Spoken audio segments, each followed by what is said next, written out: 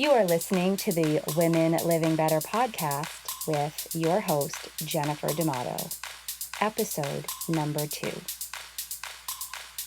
Welcome.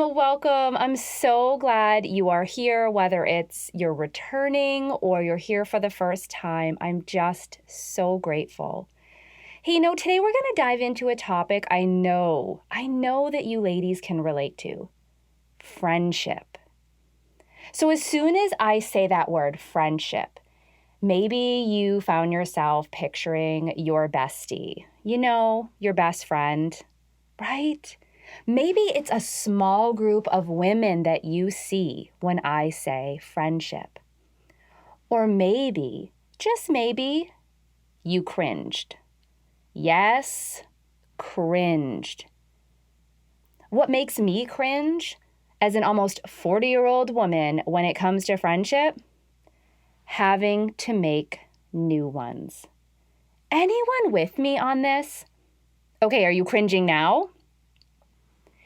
Making new friends as a grown woman is like being back at freshman year of high school, on the first day, in a new school.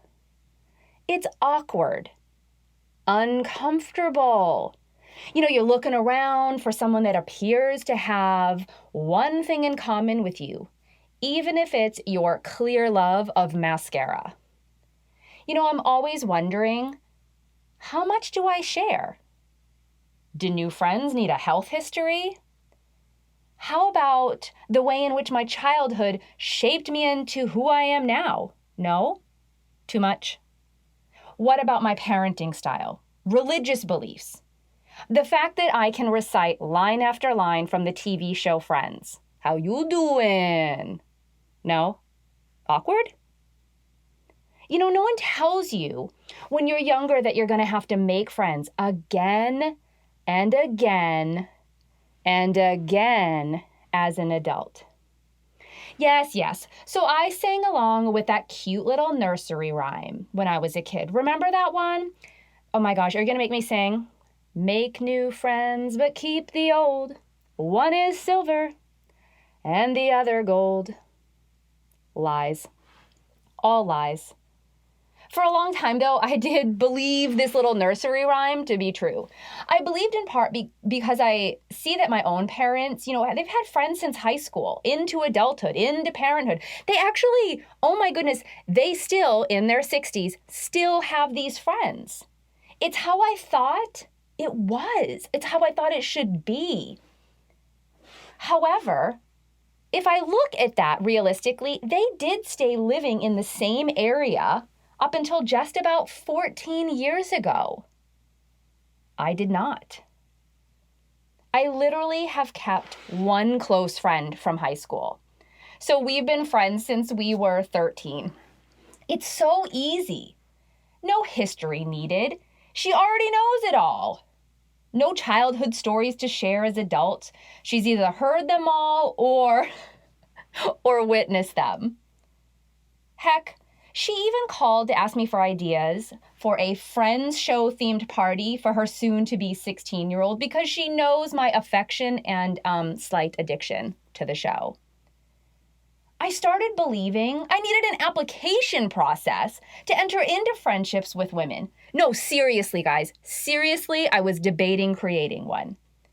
I had these terrible, life-sucking, draining, one-sided friendships, one after the other after the other. I got to the point where I went over for a, let's call it what it is, an adult play date. We said it was for the kids. The one you say that you put together for the kids with a new family that you're getting to know. But really, it's a trial to see if you two grown-up women will want to even play together again. So I sat in her kitchen and told her flat out, I almost didn't come here, and then proceeded to tell her why. Toxic, one-sided, draining friendships. So at the end of my confession at her dining room table, she looked at me and said something that spoke volumes.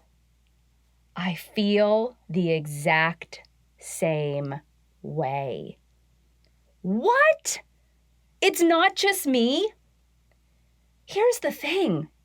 Making new friends is hard.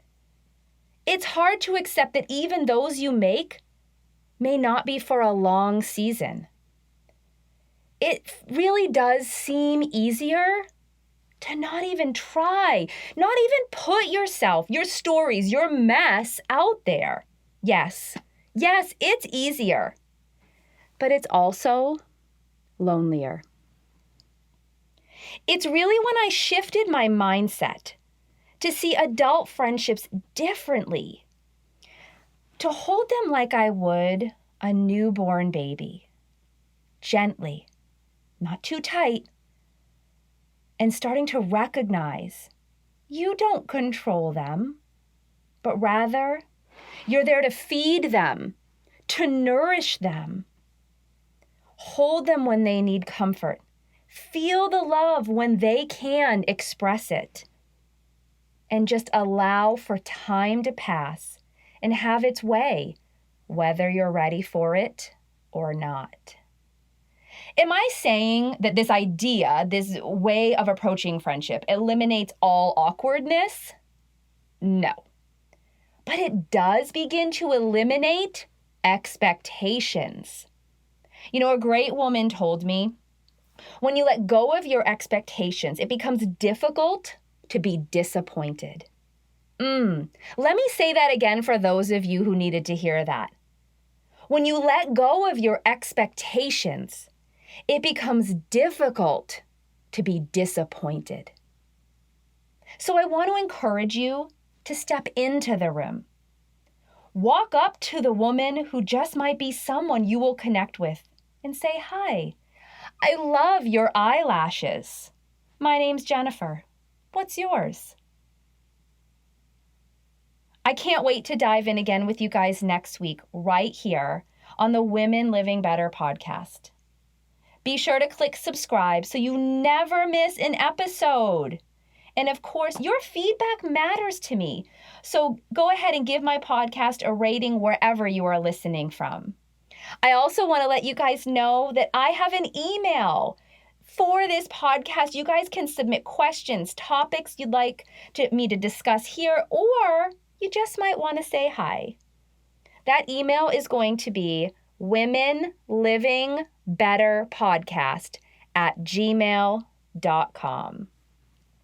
Can't wait to join you guys again next week for another episode. Hey ladies, want to connect with me outside of this podcast? Well, come follow along on Instagram at Jennifer_health_coach4life. That's Jennifer_health_coach 4LIFE. Or on Facebook at Jennifer_coach 4life. Are you ready to take your health, physical and mental health, to the next level? Maybe it's weight loss. Maybe it's reducing stress. Maybe it's just support and accountability like you've never had before. I'm offering a free discovery session to you when you visit my website, www.healthcoach4life.com. That's www.healthcoach4life.com. Just click Request Discovery Session and let's connect. For any questions about the podcast or to submit a question or topic you'd like discussed, you can email me at womenlivingbetterpodcast@gmail.com. Until next time, keep living better each day.